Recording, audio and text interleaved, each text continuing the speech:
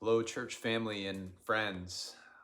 It's been a difficult few days for our community, for UVA, and especially those directly impacted by the tragic events that happened Sunday evening on UVA grounds. And our hearts break for the senseless loss of life of three young men, Lavelle Davis Jr., Devin Chandler, and Deshaun Perry, for Mike Collins and another student who were wounded and are currently recovering in the hospital.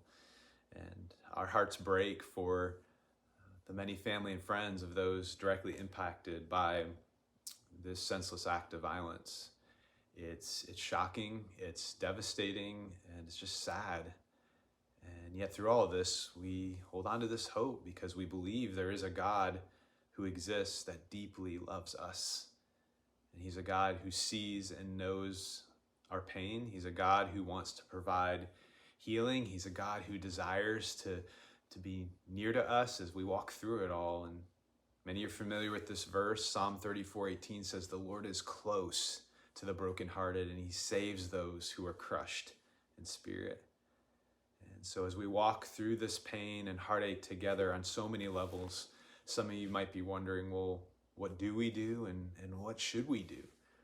And I would say, first, it's okay to continue to grieve and to lament, as the emotions are just very much a part of who we are.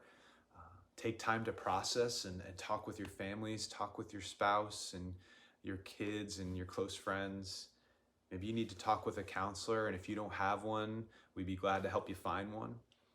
Take time to listen to others as they process along with you. And of course, take time to pray. Pray for the families involved that are just hurting so deeply. Pray for healing in our community. Pray for our churches and our community and the many ministry leaders as they walk alongside those that are hurting right now.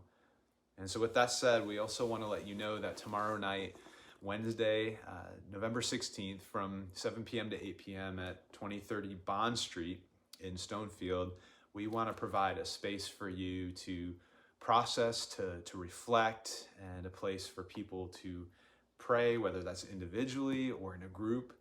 And we're going to have a few leaders there along with myself to just be available to either pray with you or for you.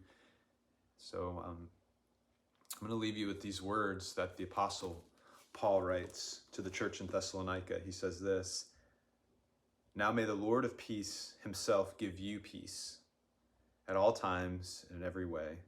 The Lord be with you all."